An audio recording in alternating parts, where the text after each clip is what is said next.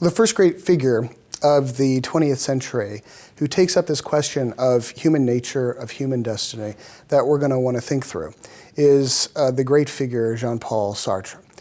Sartre was a French philosopher and author who lived an amazing life, a life that was inspirational to many, and a life that lent itself to a kind of rock star status. He's one of the few intellectuals who achieves a kind of status of an international star throughout his own lifetime. And he does it in part because of his activities, the life lived. You know, he's living there in France during the Nazi occupation, is a member of the French resistance, ends up being imprisoned within a concentration camp, and then later delivered from it, and then becomes a champion of a kind of Marxist picture, but never really identifies himself or affiliates himself officially with a French Communist Party or whatever. He writes plays, he writes short stories and novels, in addition to serious, substantive philosophical works that had the effect of disseminating his thoughts in terms of his major problems, the problems with which he was mainly concerned, together with the budding solutions he was attempting to give to them.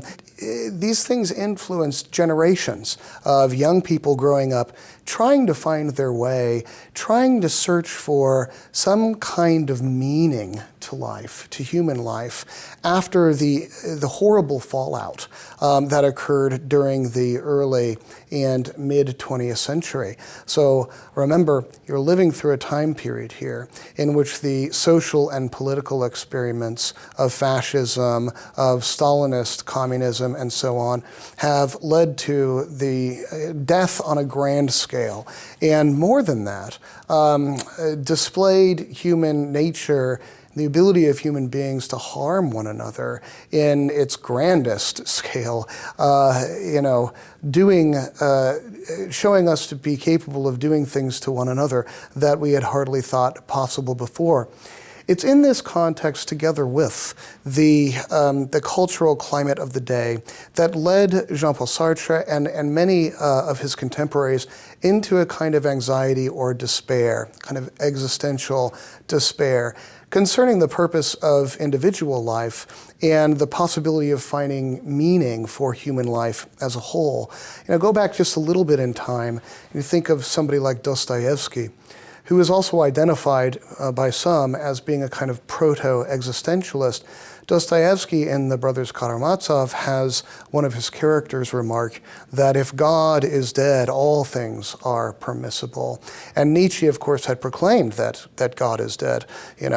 Marx builds a vision of human history, where it's been and where it's headed, the structure that underlies the engine that moves history forward, all of which was atheistic, and so forth. Sartre takes seriously this notion of the death of God and wants to consider the fallout or the impact of an atheism looked square in the face. In some sense, it's correct to say that if there's no God, all things are permissible.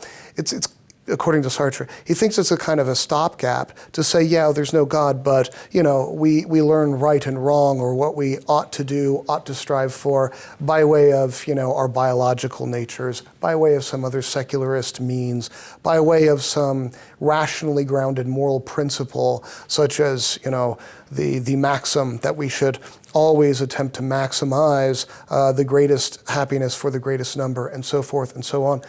Sartre thinks that these are all kind of stopgaps in a particular way that don't really look full in the face. The problem that we're left with when we say, yeah, nobody's home in the universe, it isn't really headed anywhere. And indeed, human beings don't have a nature. They don't have an essence in the way that had been thought precisely because of this. If there's no God that created you for a purpose, you can't think of yourself as you would think about an artifact which has been designed for a purpose, which has an essence of some kind.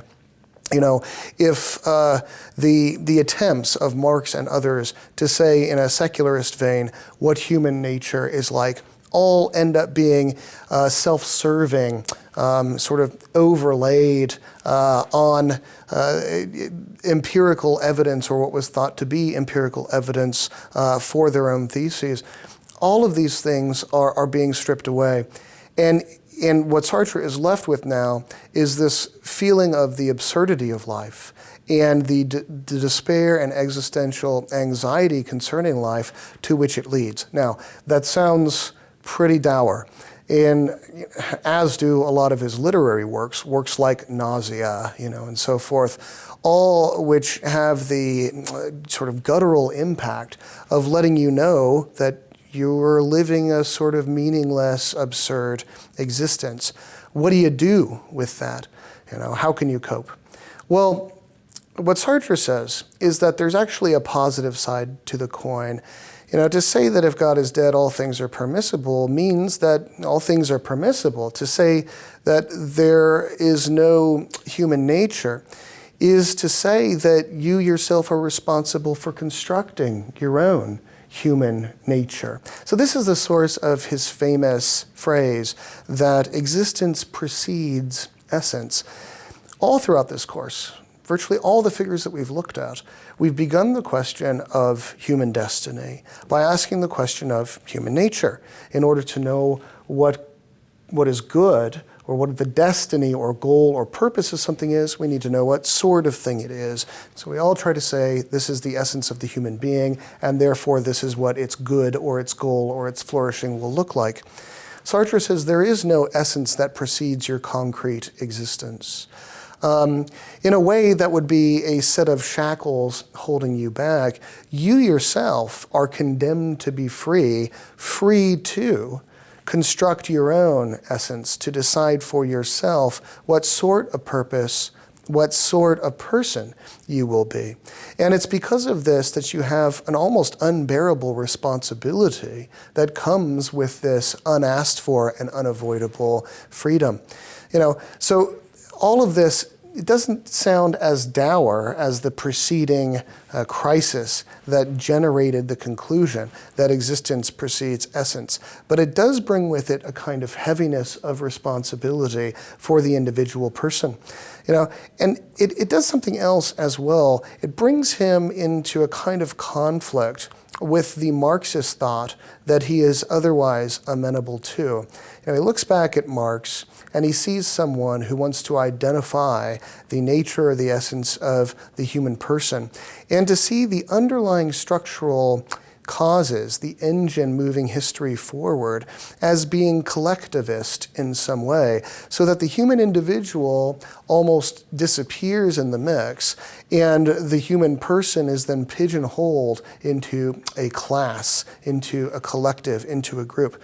Sartre doesn't think that your own social circumstances, he doesn't think your own formative experiences, your own political surroundings are completely irrelevant to who and what you are, but he sees that there's been a loss of the self and a loss of individual responsibility after the self and the individually responsible human looks to have been swallowed up in these grand sweeping meta-narratives. And so, although he is sympathetic to many of the aims of political Marxism, he refrains from endorsing completely a Marxian picture, and in fact synthesizes it with the existentialism that he developed during the war years.